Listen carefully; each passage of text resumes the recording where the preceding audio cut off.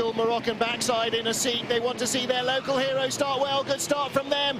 Good start from Thiago on road 2 in the group with no normal. Michaelis and Muller nearly puts Loeb in the wall. Jose Maria Lopez, race 1 win, a very slow start. Coronel's out and Bennani has got frontal damage and Bennani is not going to last and Muller's out. He's not going to be able to finish the race. Loeb has got through the carnage, but this is a red flag. Aldo Prio in the background. In the foreground is Roberto Ravaglia, the bosses of Royal Motorsport, and what a disaster. Coronel perhaps getting tagged across the nose of the Honda. Muller, major damage. I can't get away without a safety car. There's far too much debris on the track.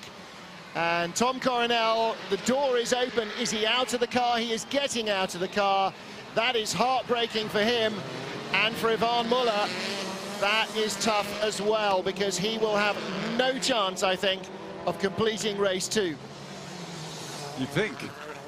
Well, now, it's stopped on the first lap. Does that mean a complete new start? And if it does, how long have they got to fix Muller's car?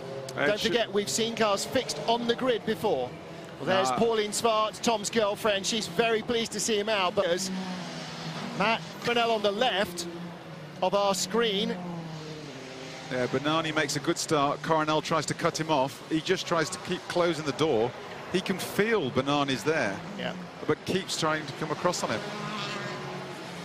Unfortunately, I think Coronel fell on his own sword on that one.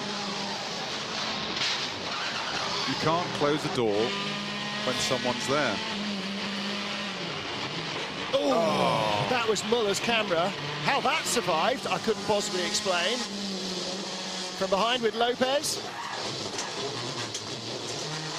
Oh, no, that's Loeb's camera. He ran into a debris shower, didn't he? And I mean, that is heartbreaking. You know, one of the bonuses of the top 10 qualifying reversal is you get new guys on pole.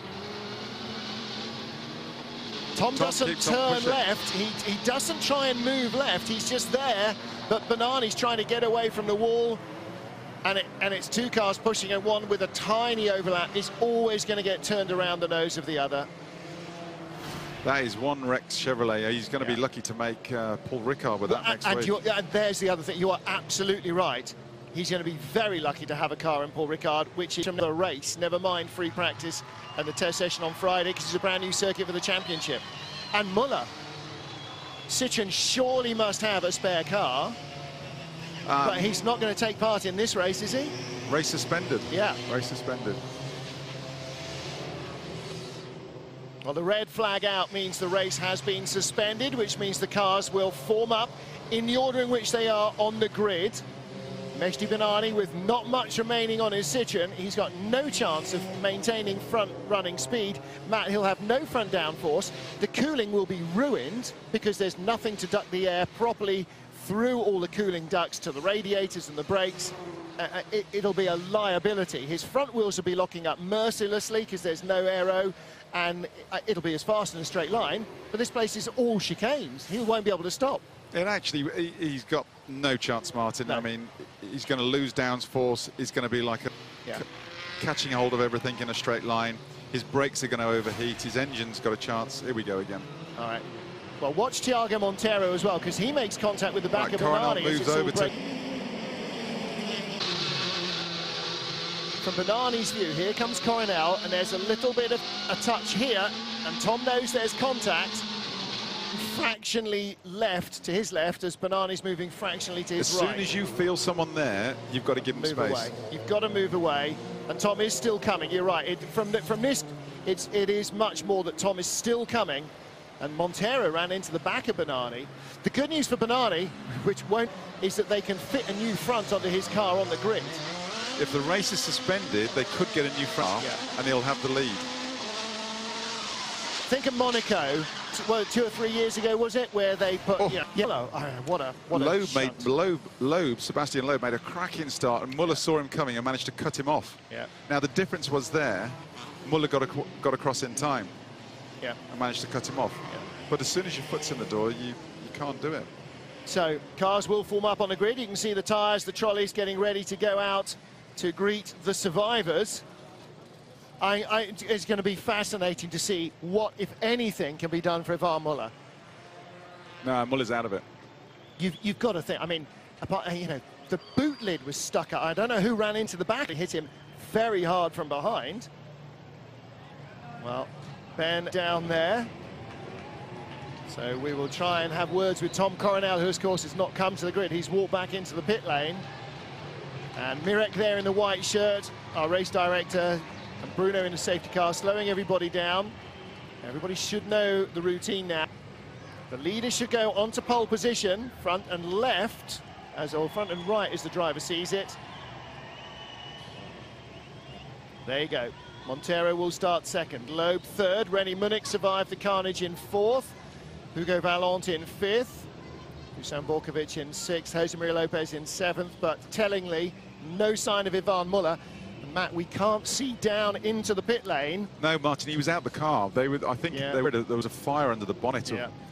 Well, we talked about this last night, didn't we? Because when Gabriele Tarquini got shunted into the tyres, he couldn't get out of the car and it was smoking. Well, Alex, as you can see, is with Tom Coronel. Yep, so down on the pit lane here with Tom. Not what you wanted. It's the worst I think can happen, especially because it was quite reasonable. Everything felt fine. There was a soft touch also of Mehdi, but then he just kept pushing. He just kept pushing all the time. So probably a little bit hot here for his weekend here with the Moroccan people. But yeah. It looked like there was just a very, very small overlap. Yeah, it was one soft touch, but then he kept pushing. It was one soft one, but then he did not avoid an accident, you know. So yeah, that was it. This is not good because, you know, next week is the next race, and that doesn't seem really well. It's the worst what can happen. And there'll be no possibility for you to race next week? Nah, I don't give any comment on that. I mean, we have a strong team, we have good people, but doesn't seem really nice for myself. No, it seems really bad. Thank you, Tom. Thanks, Tom. Thanks, Alex, for getting down there. He at least is okay. As you probably heard in the background, lots of Mehdi cheering as the nose came out for Bennani's car. Tom will be absolutely convinced, Matt Neal, that he was going absolutely straight as an arrow and Bennani pushed him. There'll be no doubt in his mind he was absolutely going straight, but we can see from in front there was convergence. He was definitely moving to the left, and we'll hear from Mehdi Bennani as well. Ben Constangiris is down with him on the grid. Yeah, Mehdi Bennani, Tom Coronel saying that it's a bit too hot on the grid here, that you just kept pushing him. What is your story from your situation? I go in my straight line. I go straight away. And he comes to me. The first time when I see him coming, I tell, no, Tom, because he's my friend also. We have to be fair between us. And he comes to me the first time, I said, okay, so he give me little space between the wall and the street to keep it, because if I release the throttle, everybody will push me or push me out. So you give me the little space. I stay in my little space, Tom. And I do like this. It felt to me like you keep pushing. That's how it felt to me. Never. You can see it. And Tom, you are my friend. I never do it. I know. I was crying because it's you. Sorry. Big misunderstanding. I was like this and I release. Push. What I do?